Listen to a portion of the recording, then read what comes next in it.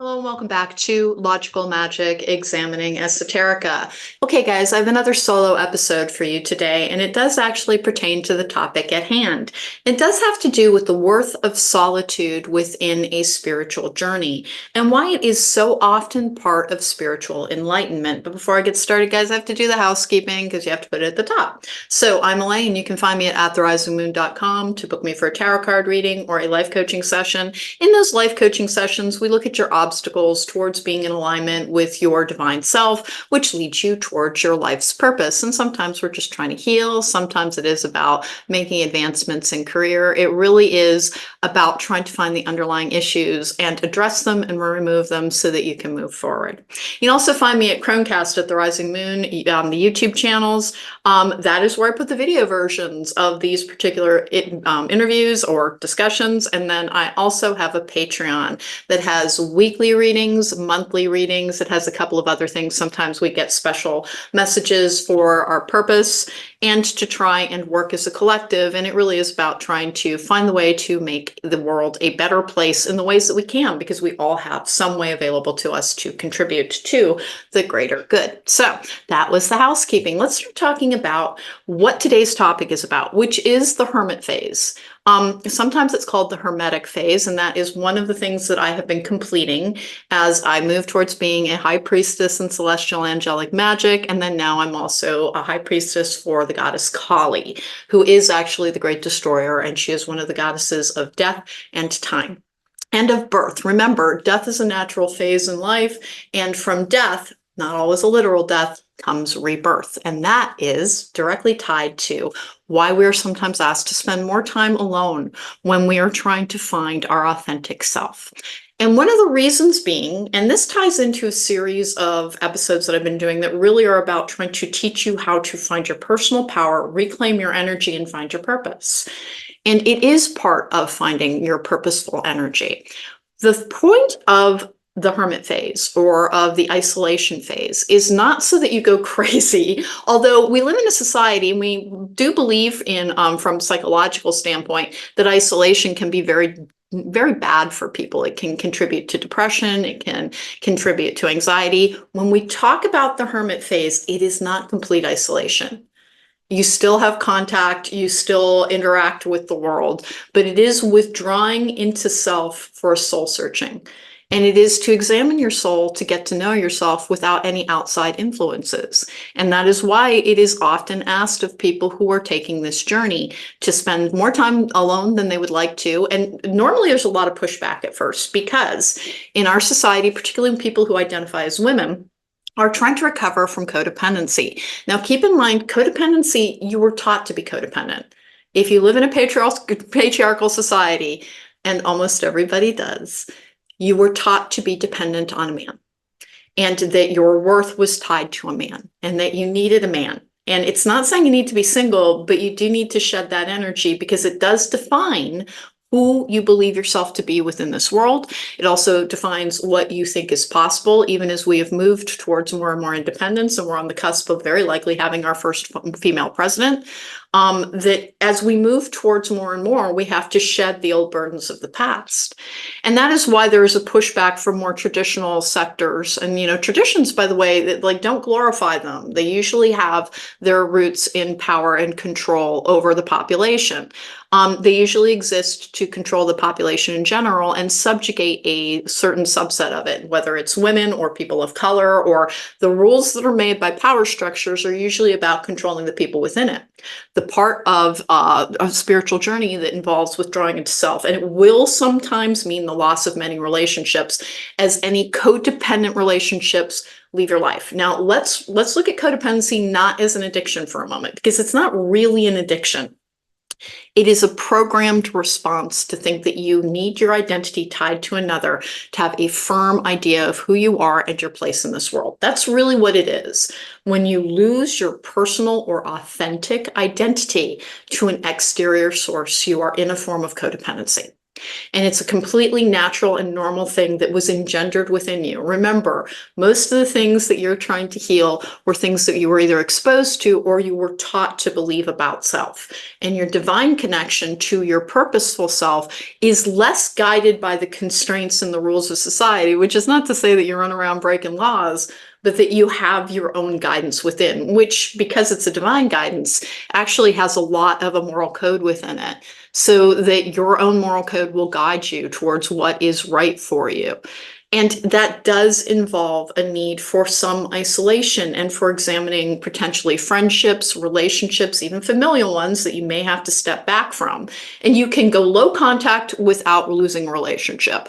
Or you can also maintain contact with no longer having the emotional impact of others' expectations. And that is really what we're talking about when we're in the Hermetic phase or in the isolation phase of spiritual enlightenment, is kind of shedding the need to predicate whatever we're doing on what others will think of it, how they will receive it, whether or not it will make them happy. Because in your faithful, purposeful journey, your answers are your own, and you need to listen to your inner voice on them. You need to be guided from within. And does that sometimes involve the judgment and shaming of others? Yeah, sure, of course. But that is part of what the Hermetic phase is about, is shedding the need to people please. Now, this is not a gendered thing. This is not a gendered thing. In our society, social acceptance leads to conformity. We conform to have social acceptance. If you're somebody like me who's never been particularly socially accepted, and I don't care. I did when I was a kid because we're taught that that's so very important, but I tried living a very traditional life, and boy, was it not for me. I am not meant to be a particularly traditional person. And I'm meant to be somebody who is my own guiding voice and to help others find their own guiding voice so that this world can get going in a better direction. That is what the entire point of finding personal power for your life's purpose is about, is so that you can come here and do what you're meant to do. And it doesn't have to do with a title, and it doesn't have to do with a paycheck, but it does have to do with the rearranging of energy to try and make this world a better place. But isolation at first feels terrible. You end up with longing for company, having to process your emotions, and that is another excellent part of the idea of the Hermit phase or the isolation phase, and why it is asked of people who are trying to be in alignment with their true divine self, is that you will experience and process your emotions very differently when you're not in any way trying to reshape them, reframe them, repackaging them for another person's acceptance.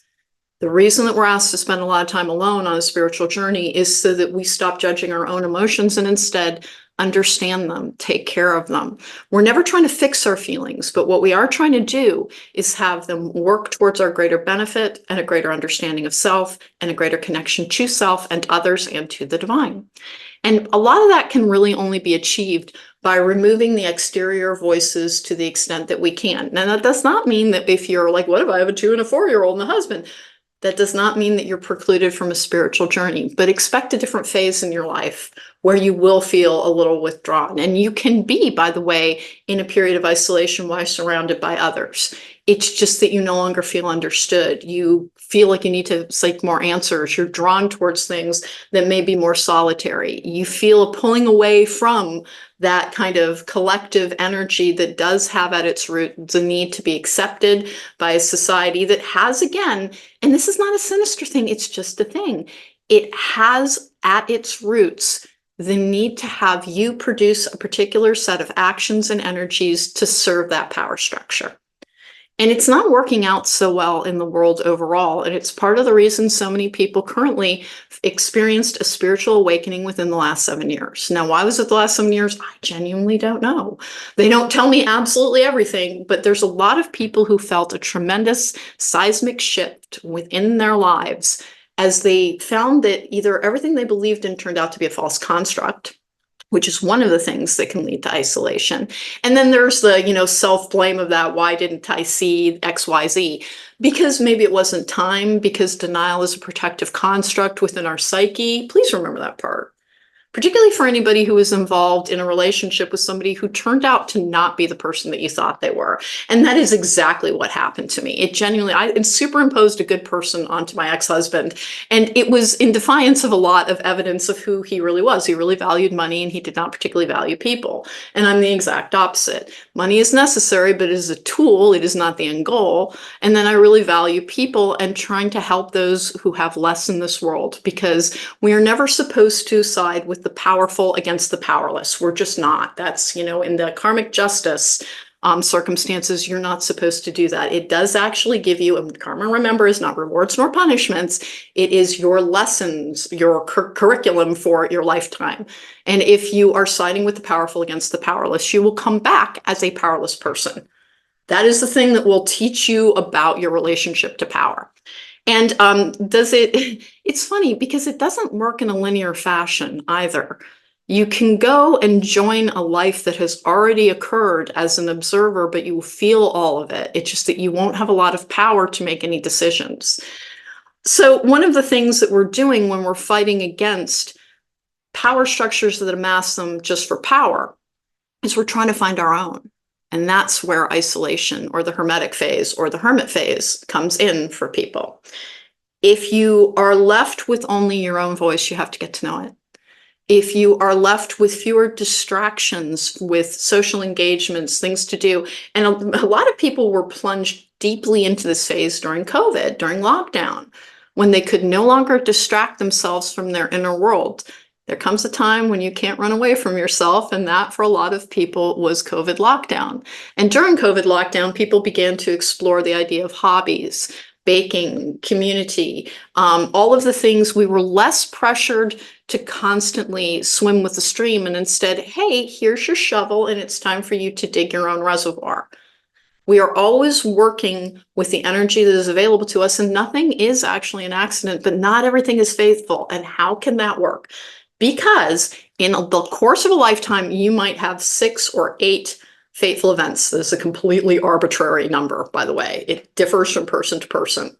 But I'm trying to explain why fate and free will coexist, and it is not a contradiction. Because most of your life is made up of your choices, and then your soul came here to do something. And so the universe arranges fateful occurrences where you're at a crossroads moment where you choose which path you will continue on. And if you continue on the I'm choosing for the sake of my individual personality, or it's also called ego, by the way, don't be ashamed of that. It's just that know that it's like, well, this won't be the end of your road.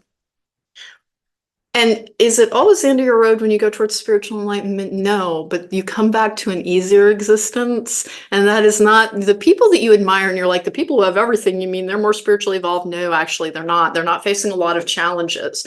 They're understanding that being able to meet every desire does not actually leave you in a happy or a fulfilled space.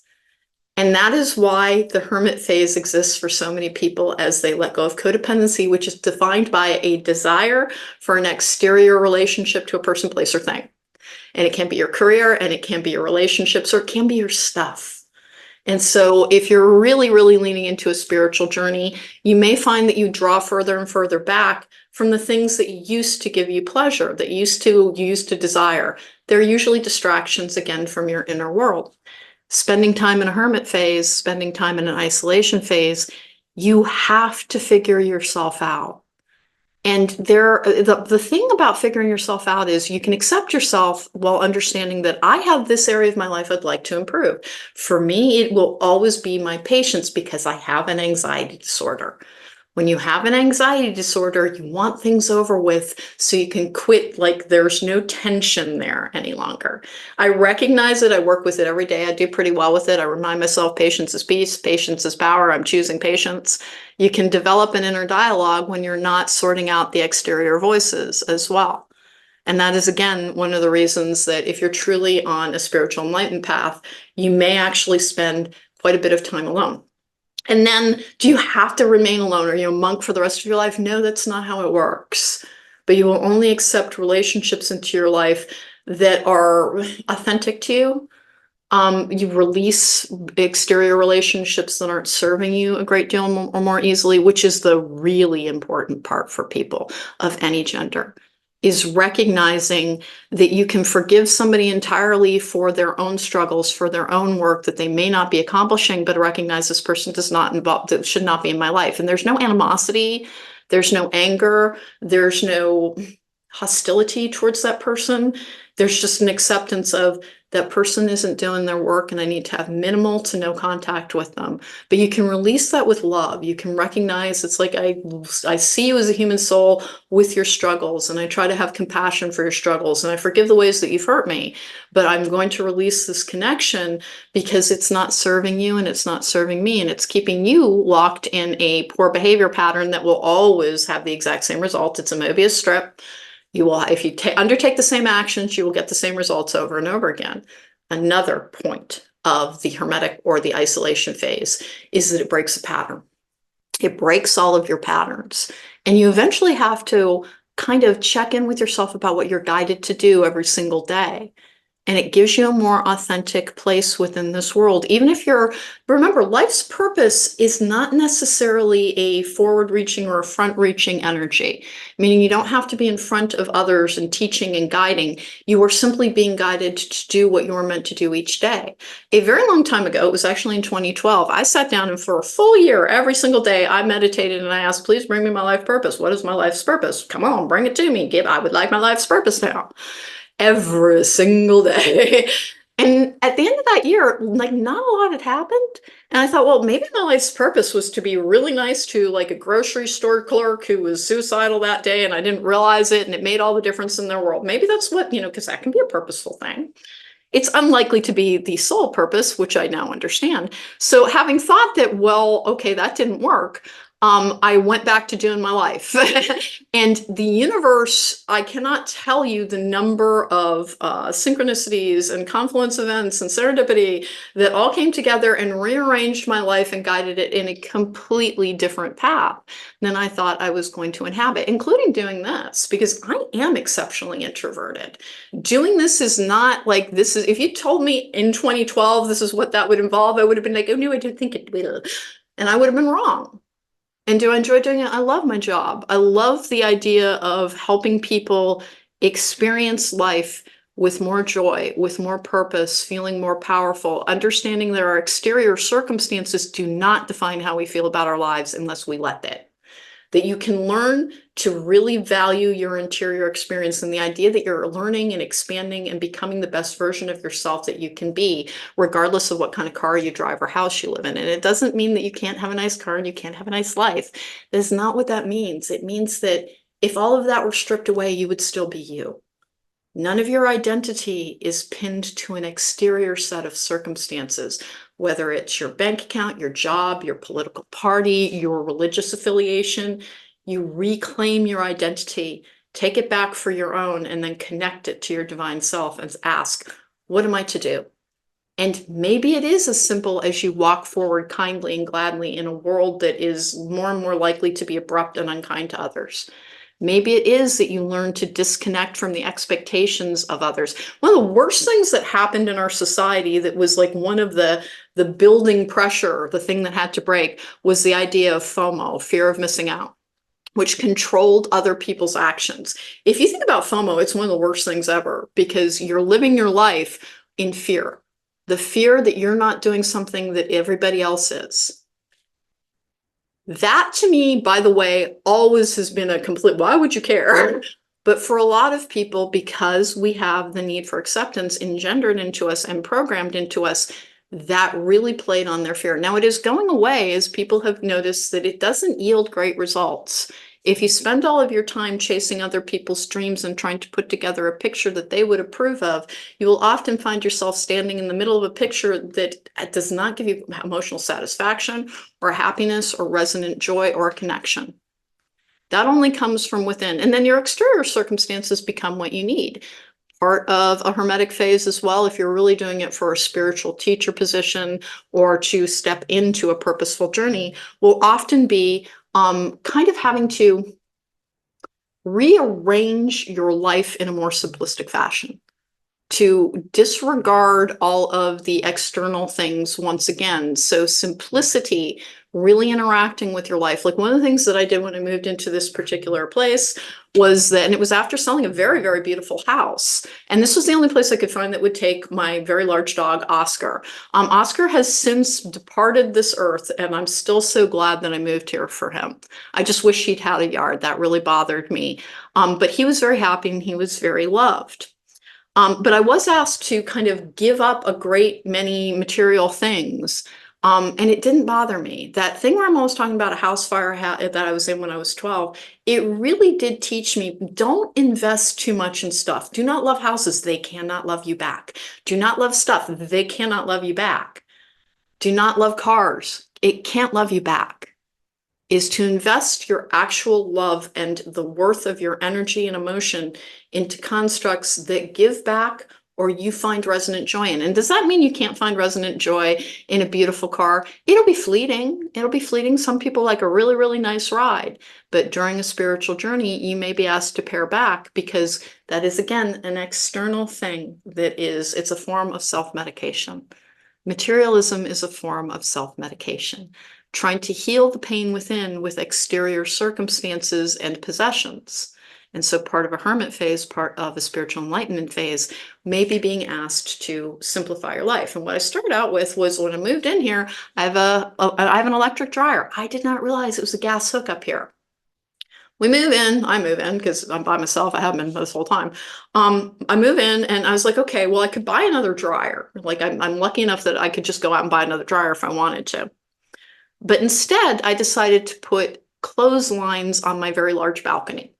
I was like, well, I'll try line drying everything and see, like, if I hate it, then I'll just buy a dryer. Same thing with the dishwasher situation. Well, I'll wash them by hand. And if I hate it, I'll just get one of those countertop ones. And I'm still washing my dishes by hand and I'm still drying my clothes on the line 3 years later. And it made me more engaged with my everyday life. It made me really examine how I felt about my life as when I wasn't doing things just in an automatic fashion. Because, all of that stuff that I had that was so very, very lovely required a ton of my personal energy to maintain it in an impressive state. And now my energy goes towards figuring out what I'm meant to do, trying to help other people heal from their trauma and step into their own power and into the idea that they too can live their lives. There's a lot that goes into our life that we can really, if we are just inhabiting the moment to moment, that isn't about holding up the constructs of our relationships, our jobs, our stuff around us, it really helps you discover, what does my inner voice tell me? And how can I get to know myself better? And when you know yourself, you can embrace yourself, you can accept yourself, and then you can heal yourself. And the idea of acceptance is not the same thing as simply, I have this flaw, but I love me, so I walk forward, I'm keeping it real. When you really accept yourself, you can spot, I need to be more patient. I need to speak more kindly even when I'm upset.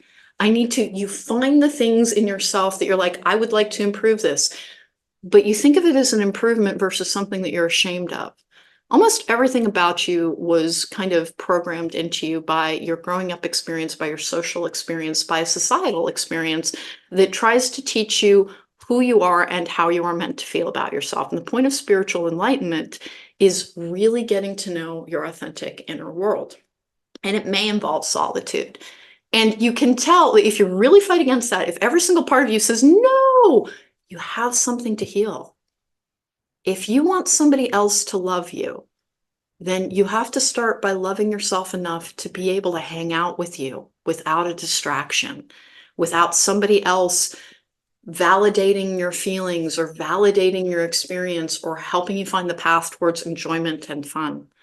When you really get into the idea of, I am going to be by myself, with myself, until I find myself. Once you find yourself, you're very, very happy. And the other thing that happens is that it's not that it precludes anything. You can still form close friendships. You can still fall in love. You can still get married. You can still do all of those wonderful things. It's just that it won't be need-based, so you won't be blinding yourself to anything any longer. It will be an authentic friendship. It will be an authentic connection. It will be an authentic marriage sometimes. Different stages of life yield different results. And it really is important for every single adult to spend at least 1 year entirely single. in their adult lives. And you would be amazed at the number of clients I have who, when I ask them that question, how long have you ever been single? They say 3 to 4 months, sometimes 5 months, and they think that's a really big period of time. 1 year is the minimum, because it gives you access to all 4 seasons, which gives you access to your ruling and dominant energy throughout those seasons, because there is a ruling energy. And it may not match with the particular energy of the season. For me, winter can be a very, very productive time because of the concept of being allied with the angel of death, which is not to say anything about ending physical life. It's just new beginnings. I work with that energy very, very well. A lot of people who can do spirit mediumship can. And so I love the winter. I absolutely love the winter. And the summer for me can be a little bit more confining because I actually don't I can't hike because I can't be out in the sun very easily. And if you're seeing the video version of that, you're probably like, yeah, no, I absolutely believe you cannot be out in the sun very much. I practically glow. I'm so freaking pale. And I don't mind that about myself, but I do have to accept it as a limitation. And that is another thing that the solitude or the Hermetic phase will teach you, is the ability to embrace and accept the limitations that are part of your unique and divine soul. So please understand, if you're hearing this and any single part of you panics at the thought of being alone, you have something to heal. You have something to heal, because it should never be a punishment to hang out with somebody that you love. And can it get a little bit old? Sure, it can. But until you really know yourself, every single relationship that you have, you are a play actor in it. You are assuming a role to maintain a relationship. Until you truly know yourself, everything that you are doing is inauthentic through no fault of your own, because you haven't had time with yourself to understand yourself, to discover yourself, to find your own guidance, to find your own purposeful journey. Now, I'm in contact with something that is very much like it gives me information for other people. But absolutely everybody has the ability to find that within themselves. And everybody can need a little exterior help sometimes. Absolutely everybody does. We all need, now I say that we all need a teacher. Did I have a teacher? Technically, no. Technically, no, I did not. But everything I've described about my background, I was not sent here or born here, or I did not come here in this form, in this particular personality, to have a regular experience. I was meant to stand on the outside so I could see the flaws in the structure. And that's what happens to a lot of people who spend a lot of time on the outside, is that when they get over the idea of let me in, you're like, well, maybe I don't want to go in there. Oh, God, there's a lot going on in there that it does not fit with me. And then you start to see the ways you have to be outside of something to be able to see the cracks in its foundation, to be able to see the structural damage. And everything we interact with is a structure. One of the things that I've done in my own Hermetic phase is study ancient history, and I've been talking about that a lot. And there's a particular reason. I began to see the value in seeing how many empires have come and gone in the history of this particular planet, and it's so many, and they lasted for so long. And we have a tendency to think of them as being primitive, but they were not. They did not have electric light, but a lot of them did have different sewage systems and different water systems. But don't try and judge the worth of a civilization solely on things like convenience. There was art, there was philosophy, there was music, there were social customs and acceptance of different religions, and some of these places stretched on for 500 to 2,000 years.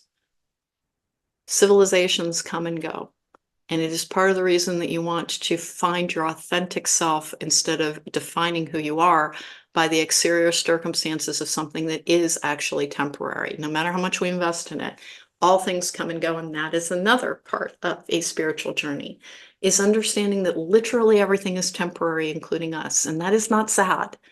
When you really understand it, you value what's with you because you know it isn't permanent. You're much less likely to be cavalier about the connections that you do have when you realize that almost everything will change and grow and leave at a certain point. And that's not to talk about abandonment, because sometimes a person could be right there, but they've changed so much that it's as if they're gone. We are all moving forward, and through that moving, we are altering. Everything alters over the course of time. Literally nothing stays the same. And the way to become comfortable with that is to be with yourself until you know yourself enough that your internal circumstances and your internal view and your internal voice is the thing that is your constant, and anything around you can change, but you will still have you. You will always be free. True freedom lies in finding your authentic self. And true freedom can also lie in undergoing a period of isolation or the Hermetic phase. And that is why we are often asked to spend so much time alone as we come into alignment. I'm trying to keep these a little tiny bit shorter, partially because they're a little bit draining for me, but also because it helps people to be able to listen again when they're a slightly shorter message.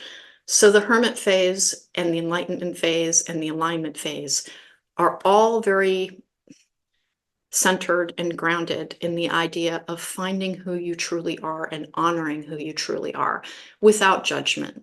That thing I'm talking about with like, I really need to improve my patience. It's 100 times better than it was when I was truly in the grips of an anxiety disorder. But when I'm not feeling it, I have to remind myself that is a symptom of my anxiety. And I am trying to soothe my anxiety with completion, with rapid completion. The reality is most things will be fine if I just hang on and let them be fine, because I put in the effort and I do my very best in everything that I'm trying to do, including improving who I am as a person through understanding of self. And that's what also comes from the Hermit phase and why it is such a valuable phase in a spiritual journey. Thank you so much for joining me. This has been Logical Magic, Examining Esoterica. If you need to find me, you can do so exclusively at therisingmoon.com. It's the only way to book me for anything. YouTube channel is Cronecast at the Rising Moon, and then my Patreon is also going to be linked in the episode notes below and in the description box on the video. Thank you for joining me. Love yourself, love your own company, and you will find your divine connection.